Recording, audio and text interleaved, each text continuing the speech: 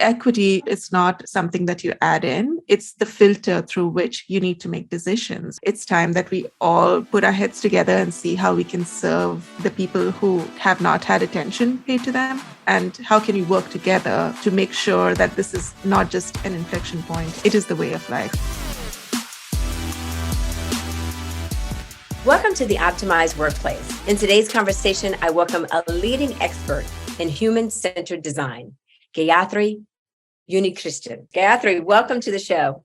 Hi, I am so excited to be here, Fran. Thank you so much for that kind introduction. I cannot wait to dive into our juicy conversation. Well, I can't either. As I've told you, we've been chatting before I hit go and record because there's so much to unpack. I think you have touched so many lives. You've touched so many environments, so many industries. So the world is wide open, and so is this conversation. So I think about what you've been able to accomplish in your 6 short years at IWBI. You're coming off an amazing year, which is truly championing what you've been able to do. So you and your team successfully launched this well equity rating standard, which is a true game changer when we think about what's going on with DEI and ESG models across the board in the corporate environment, because it's an action-oriented approach to creating equitable people-first places. Now, let me unpack that for our audience. So if you're not familiar with the well-being standard, it's about being in a built environment. We spend 90% of our lives in a built environment. So either if you're at home or you're working in an office, you're still in a built environment, and 90% of your life is built in a built environment. But what this rating standard that Gayathri and her team were responsible for, just one of the many, is it provides 40 features that span 6 different areas around DEI. So specifically user experience, responsible hiring and labor practices, inclusive design, health benefits, services, supportive programs and spaces, and community engagement, which is so robust and so amazing. So it gives actionable steps when it comes to DEI, along with how you're really setting up the framework for how people live and work in a built environment. So with all of that, Gayathri, obviously, you know your work and you know it well. I'm so curious from your perspective, what do you think the next big opportunity or inflection point is going to be when it comes to the built environment? I think we're there. I think you touched upon it. Equities continues to be something that the built environment, I would say, needs to catch up on. What I continue to notice is a simple thing like daylight. How many people in a building have access to daylight? What are their titles?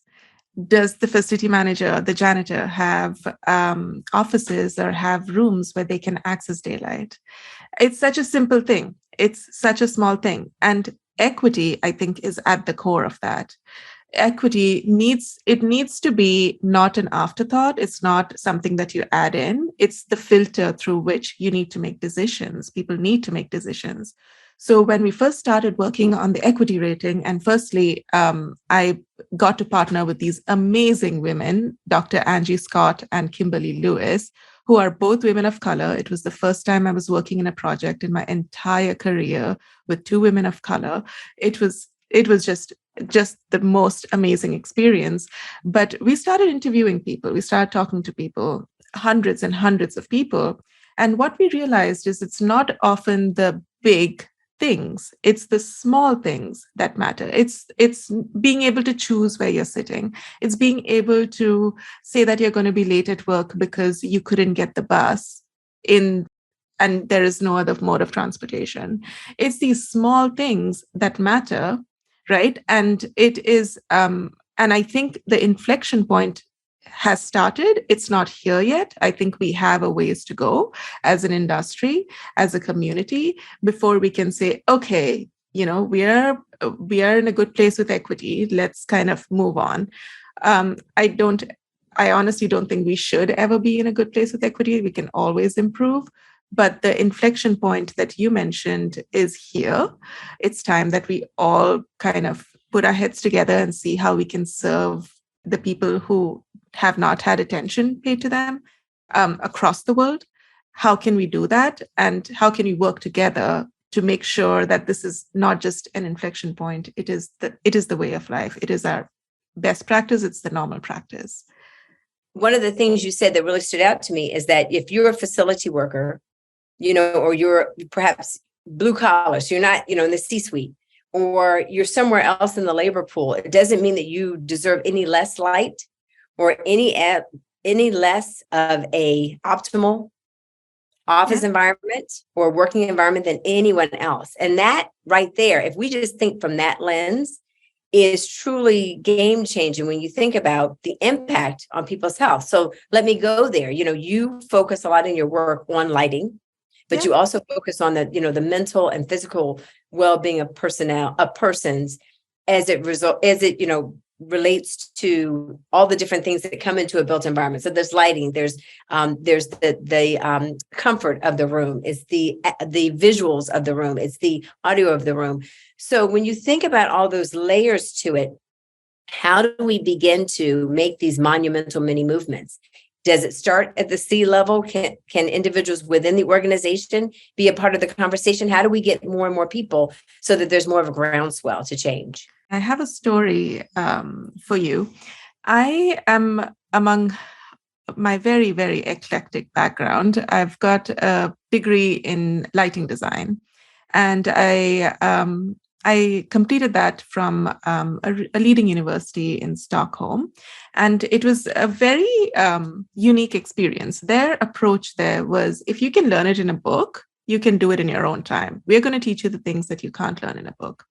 So if, as design students probably know, if you've done design, the hardest parts or the most stressful days in your design school are the days that you are presenting this project that you've worked on night and day for critique.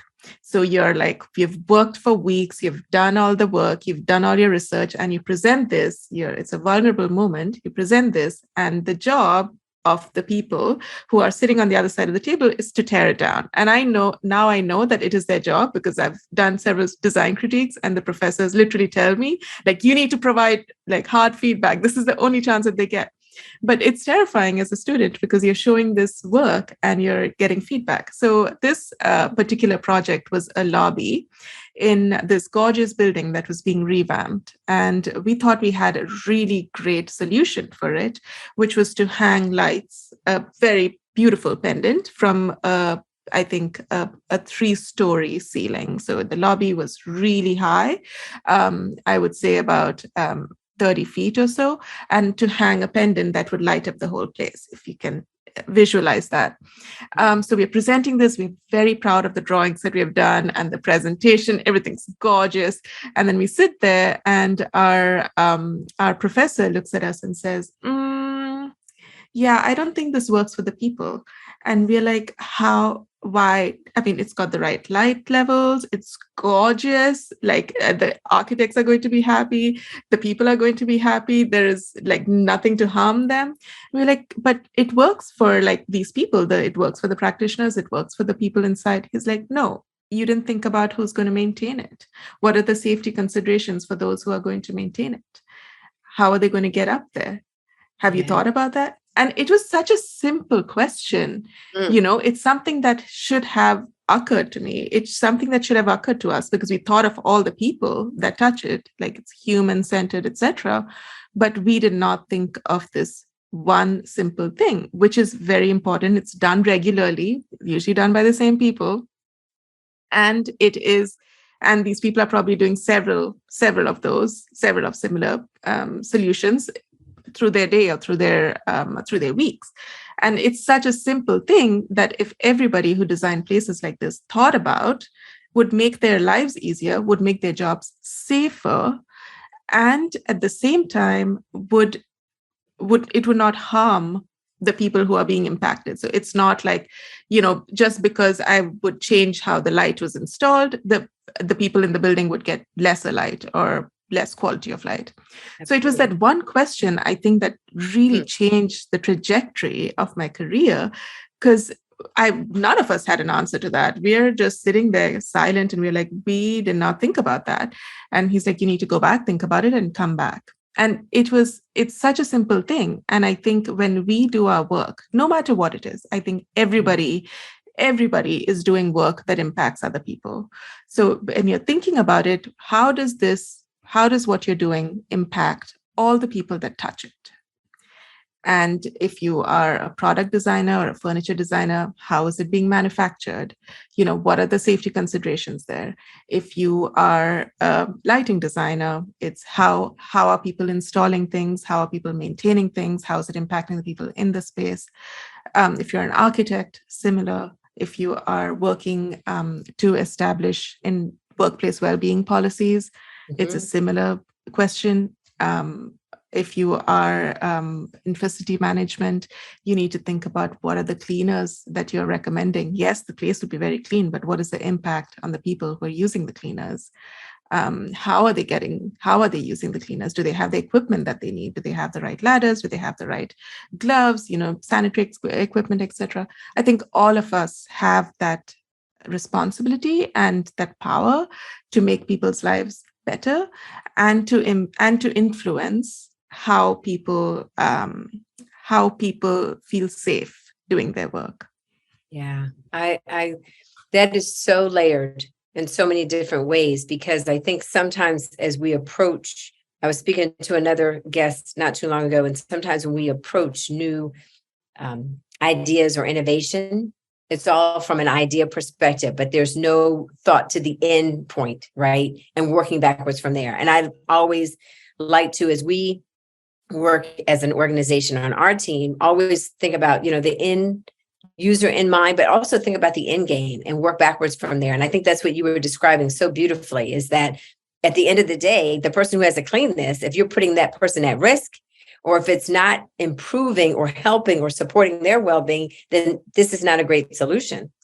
So I think that really dovetails well into this whole conversation around human-centric design, right? You hear that term all the time. We have a very varied audience. So there's entrepreneurs, there's business owners, there's, decision makers who impact talent in an organization. There could be people from the construction field or building development field. But when you think about human-centered design from your lens, Gayathri, I'm so curious, how can we begin to, or how can you help our listeners begin to frame that so it's in a way that it provides simplicity, right? It's not this huge, complicated construct that may have people give up before they even get started. So can you share a little bit that from your perspective? Sure. I think partly the answer is to the question that you asked earlier that I did not answer correctly. I think a lot of the solution lies in the education and how people are, taught, educated, experience different topics. But coming to your question about human-centered design or human-centric design, if you know me well, you know that I don't like these buzzwords. I don't like these phrases. I think they're thrown around too much. There's one thing and then it has a season, and then there's something else and that has a different season. That's how I feel about well-being. Everything is well-being. We're so well-being, financial well-being, fit well-being. Oh my God. They do it too much. So I'm totally with you on that, girlfriend. 25 years in the game, stop it with the well-being. Everything is not well-being, people. Yes. What it is. Yeah. Yes. So human-centered design, I think, has been used for literally everything. And I think it's great. It's great to bring that perspective. I think we need to be putting humans at the center of anything that we do. So I really like the phrase for what it is.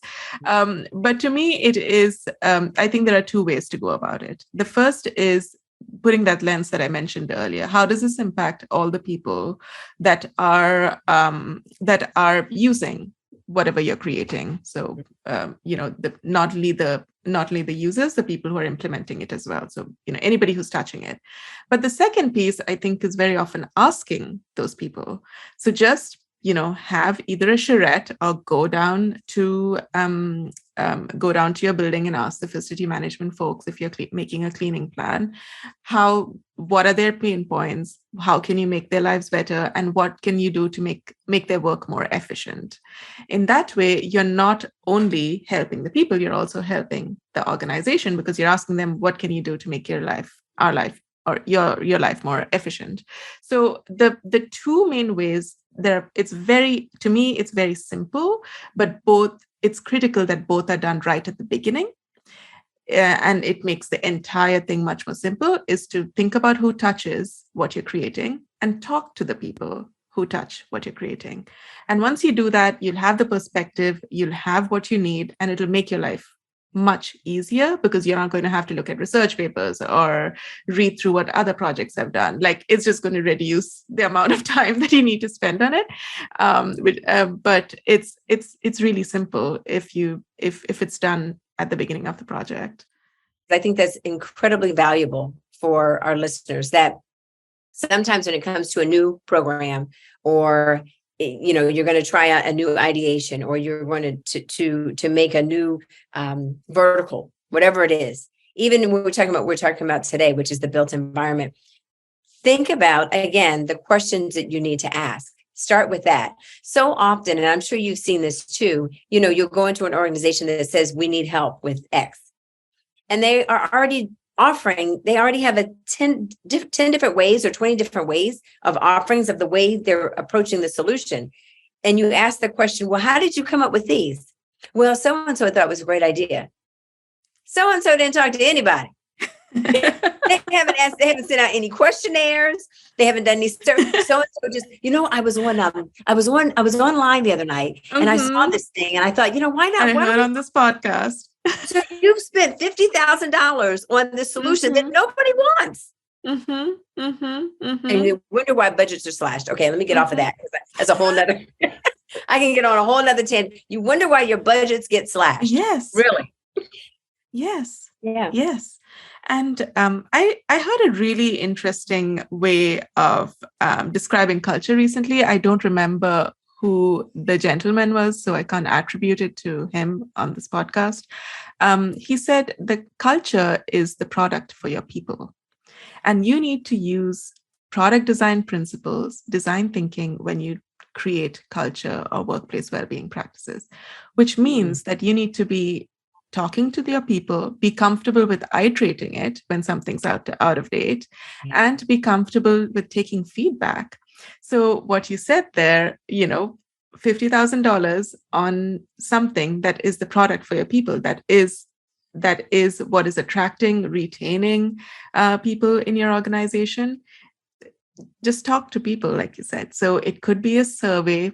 It could be an anonymous survey, but anonymous surveys, as you probably know in your line of work, I've treated with suspicion. Like, nobody really believes they're anonymous.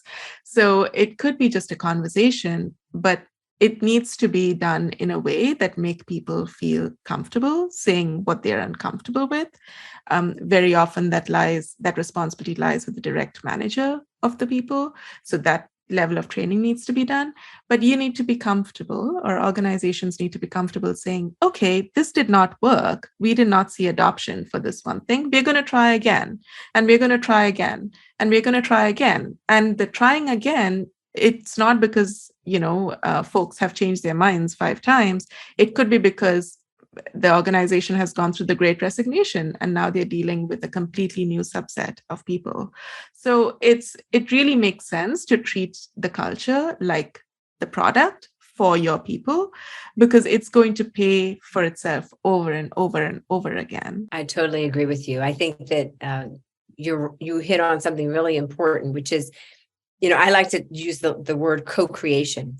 Yeah. Think about how we can do this together. Who are the stakeholders that need to be involved in the conversation? What's of interest or important to them? Going back to the very first thing that you shared with us about the end user, or that facilities manager, or that person's going to be cleaning that particular device or piece of equipment. Always think about who else needs to be at that table, and how can we co-create this model together. So let's kind of dovetail into next steps. We know that you are coming off of a huge responsibility as the former vice president of standard development at IWBI. You touched thousands, probably millions of lives in the work that you did, Gayathri, in helping organizations, developers, property owners, and even, just corporations look at their built environment. You really helped change the game in terms of the WELL certified standard. So I know you're being very modest, but I can champion for you. You did an amazing job. Again, one woman of color, but one of the women sitting at the helm of that organization, and seeing all the changes that have happened over the last couple of years. What are you looking forward to most in 2023 as you turn the page in terms of the work that you've been doing or a new lens that you're looking at? Firstly, Fran, you're very kind. And I think we need to give a shout out to the amazing people at IWBI and my ex-team, standard development team, who I have no doubt is the best team in the world, not biased at all. But shout out to you all if you're listening. But what am I doing next? I think I'm getting ready for a season of exploration. I think there are a lot of things that don't work in how we're working right now. I think there is a huge gap in how the research and technology is being transferred or translated to people who are on the ground applying it. And I think that there is a lack of collaboration, like you said, between people who are impacted and multiple people working on the same thing. Is the architect talking to the interior designer? That's a simple thing. That's very often not happening, but even the HR person or the head of people operations, right? So really looking to explore how I can bridge these gaps that I'm seeing in the industry, really looking to provide support to in the form of information to people who can use that to make decisions that are good for their people. And I think on a more lighter note, I'm looking at failing. I'm looking forward to failing a lot more. So I mentioned earlier, I joined the ceramics class and I go in, newly unemployed. I go in, start the ceramics class, and I'm terrible at it. I'm like so bad at it. I'm like, really? Like, seriously? I'm looking forward. I remember ceramics class with my mom back in the day. I went in to make a bear and it came out looking like a mug, like a coffee mug. Oh my God. Well, you got a mug. Yeah. I'm yet to make any of them stand. They're just like go flat. Yes. And if you haven't experimented ceramics and you feel like you need somebody or something to humble you, I highly recommend taking a pottery class. But I'm looking forward to experimenting and doing what I can to bridge these gaps that I see in the industry. I think there's also a gap in terms of what we deem as culture. And we are seeing impacts of that. We are seeing quiet quitting. We are seeing, I think, mass rebellion by Gen Z. I love that generation. And we are seeing people quitting their jobs, even in a season of mass layoffs. So we are seeing the impacts of that already. So how, and all these organizations very often have great leadership. They have great workplace well-being policies. So what's missing, right? You look on Glassdoor, you look on their LinkedIn, they have like the best solutions for workplace well-being. So what's missing? There is something missing there. So I'm looking forward to exploring that. I'm looking forward to using science and research, just like I did at IWBI, to help solve these problems. Yeah, I think you've identified a huge gap. There is a gap between the solutions and what people are really willing to use, right? It's just, there's not enough understanding of what's missing and not enough conversation about that. So if you can find that inflection point, I'm here for it. I think that's phenomenal. What do you think the biggest opportunity? So, you mentioned something a little bit earlier about people who are already in this environment or in this industry. But I honestly think there's probably a lot of listeners coming at this conversation from lots of different places. Mm-hmm. What is the biggest opportunity you think exists for someone as they assess their own environment? We have a lot of people working from home these days, right? You look at your own environment. Now, you have a beautiful, aesthetically pleasing background. I dare say that's probably your home where you're in, and that's your home office. But for some people, that's not the case. So is there a low-hanging fruit, if you will, in terms of change that you can make in your own space or in your own place or your own workplace, if you will, when it comes to changing this and really trying to support your own mental and physical well-being? I think there are several things that you can do that are within your circles of influence. At home, I would recommend simple thing. Just stack books so that your laptop is at eye level. And it doesn't matter what the books look like. It doesn't matter what boxes you're using. Just make sure your laptop is at eye level, because that'll help you sit up more straight. Make sure that your space is, I would say, at a right angle. Your desk or your screen is at a right angle to windows, so you don't have glare. Try to sit in a quiet place, and very often that's not possible. So find a playlist that you like that calms you down and plug that in.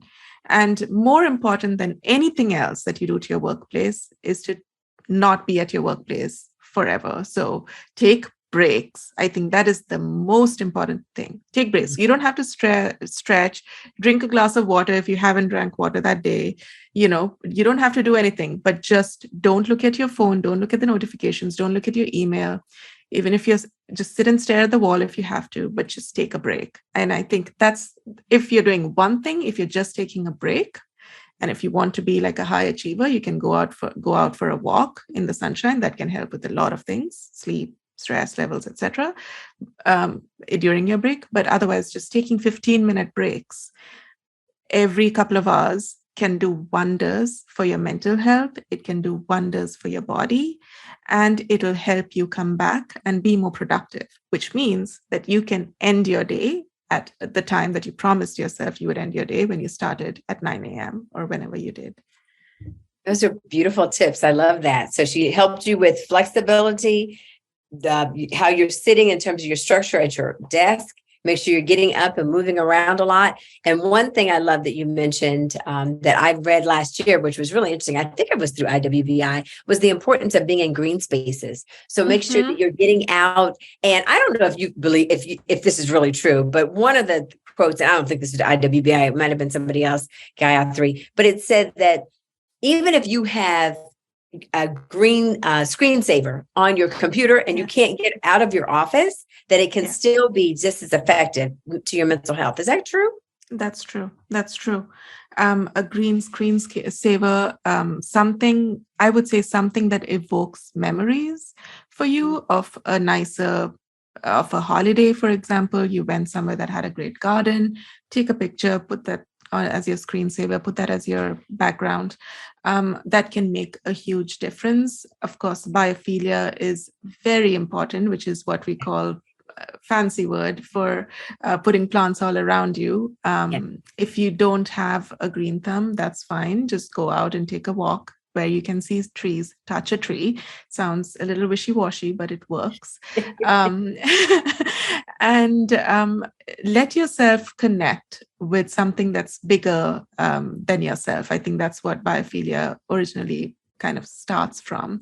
And we know from research, years and years and decades of research, that being able to connect with something that's bigger than yourself is so important to well-being. It's actually one of the core tenets to well-being, and one that's often overlooked.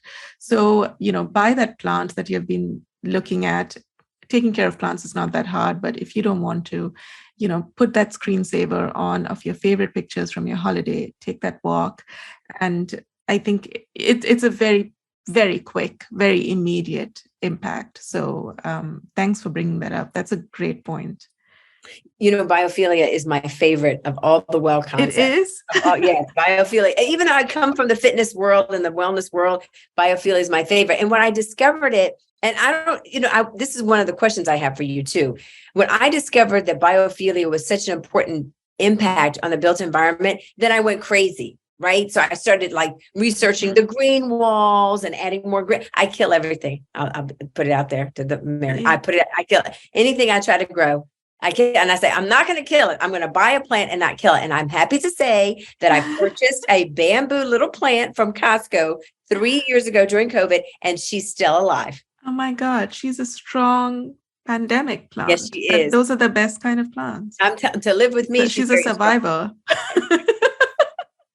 She is incredibly strong. But I think because I made an intention to keep this plant alive, because once I learned about the impact that, how they clean the air, how they, add more texture to your life, so many things biophilia does, having nature around, it was amazing. So that's my favorite concept. What's your favorite? I'm so curious. Well, I wrote the light concept, So I'm going to say I'm biased to that, but there are so many wonderful features in the well building standard. I think it's hard to pick one.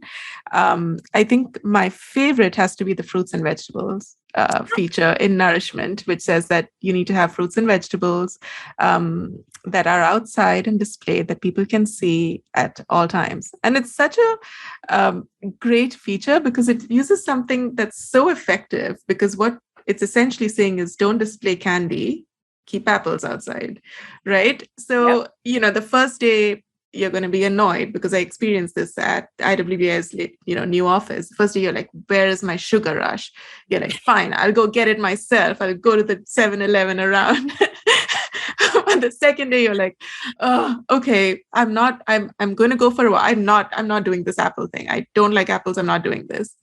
The third day, you're seeing people having apples, and then you're like, maybe it's not so bad. And then the fourth day, you have it, and you're like, oh, this is a great idea for a wake up. Apples have some, they wake you up, and at the same time, it provides that little bit of energy that you need.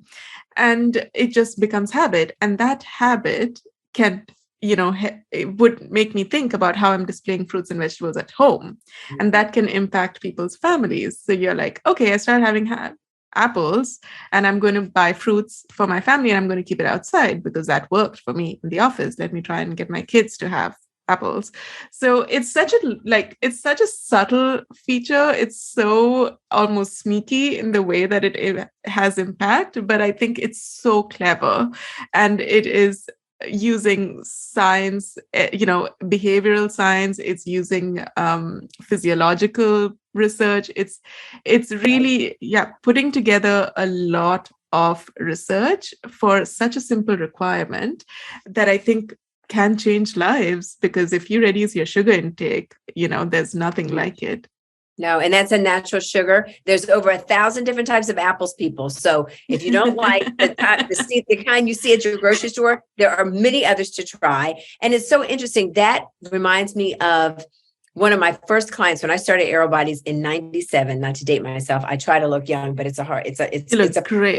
Work, people. It's work. But it's interesting. One of the biggest challenges she had when I was training her, and she will remain nameless, is that her idea of eating a salad was lettuce and peas. And I said, you know what, girlfriend, if we're going to lose these 40 pounds, you're going to have to find other vegetables that you like to put in that salad. So to your point, Gayathri, through the power of suggestion, I said, when you go to, and back then, the whole, that's when, what do you call them? Salad bars were huge, right? In the grocery stores. Now, because of the pandemic, people won't touch them. But before, the salad bars were huge. And I was like, when you go to the salad bar, just look around at all the colors.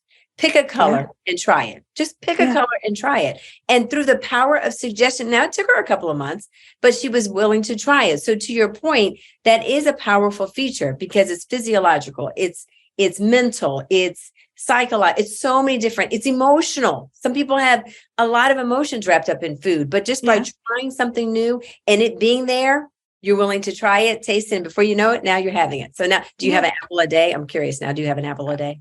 I don't have an apple a day, but I do have a banana a day.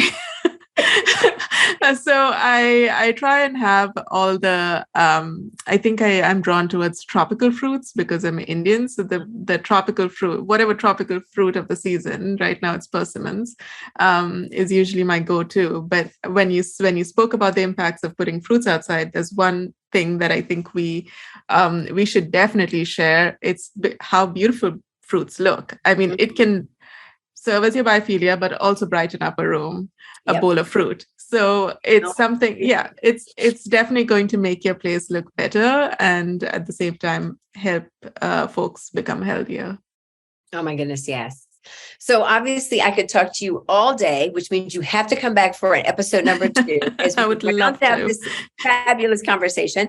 I'm so curious. So you are a world traveler, as you have mentioned before. You have moved to the West Coast. So congratulations on that. That's phenomenal. But I know you've traveled all over the world and you've seen lots of different places and spaces, particularly around those countries that are getting it right and those countries that are still working on it. I'm so curious if you could share from your perspective. So I recently had the opportunity to go to the UAE and discover Dubai, which was, Mm-hmm. if you haven't gone, you need to try it. It's like Memorable. the future on steroids. It's Mm-hmm. pretty wild, right? But then Portugal, some of the Mm-hmm. Spain, where they just go crazy when it comes to biophilia and the green tresses, from the Mm-hmm. hotels and different things like that. What do you see, especially as an expert in the field, when you travel around the world, countries that are getting it right that we could learn from? Is there anything that stands out to you from in your travels that you're like, wow, if we could start to do more of that here in the States, it could make a huge impact on health? Multiple things come to mind, but I think the one thing is the prioritization of work, or rather where work falls in the priority list. Mm. In the US, your work is your identity. Like when you go into a party, it's what do you do, right? It's not where did you go? Are you planning a trip, or what did you read, or I like your outfit, whatever it is. What do you do? What's your name? What do you do? In other places, it's usually what's your name? Where did you go anywhere over the weekend? What's your name? It's did you read an interesting book? It's rarely what do you do? It's a very simple and subtle change, but it represents how people kind of hold their work in terms of priority in their minds. I don't think it means that people are less productive there. I just think that they are more comfortable closing their laptops at the end of the day and focusing on whatever it is that is outside of work. Their family, it could be their hobbies, it could be just taking a nap and watching Emily in Paris. Whatever it is, they're comfortable disconnecting from work.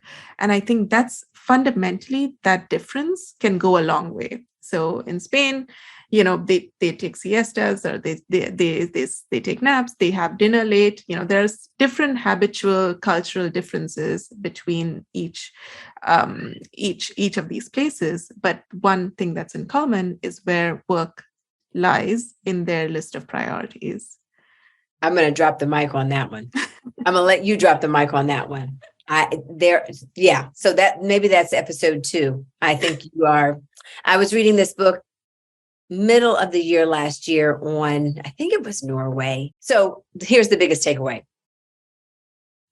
In Europe, to your point, Gayathri, there's such a non-focus on work that when people work overtime, it's almost like the paradox or the exact polar opposite to how we view overtime. Whereas here, when people are still working, after hours and you leave, you look at them and you're like, oh, that's fantastic. Yeah. You do your thing, whatever. But in some parts of Europe, Norway being one, people look at you like, what's wrong? Yeah. Some problems, having some breakdowns. And that is, again, that's a huge juxtaposition to how we live life here. But at the same time, look at the heart disease and high blood pressure and kidney disease and just so many illnesses, high cholesterol, you name it, that are connected to overworking and really not taking good care of ourselves.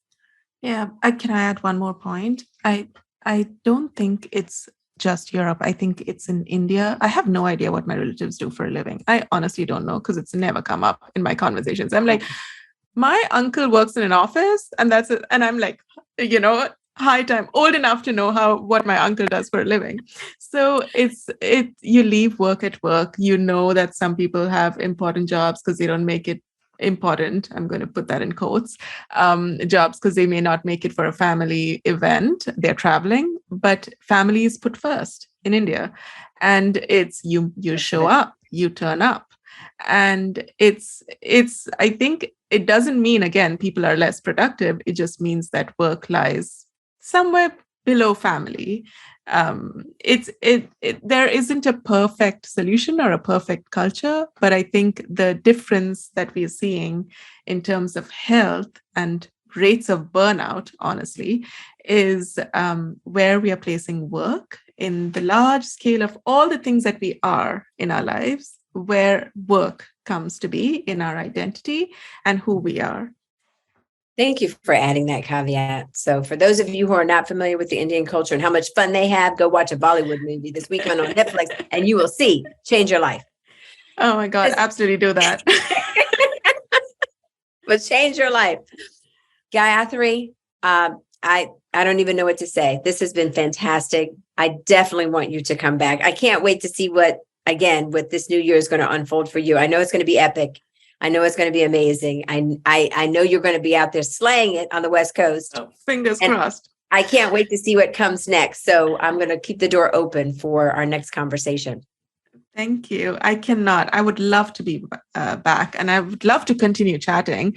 So let's absolutely do that. And thank you so much for having me. I love the way that all the things that you're bringing together, and I cannot wait to see where this podcast goes. I'm going to be sharing it with all my friends and family. So thank you for the Optimized Workplace podcast, and thank you for having me.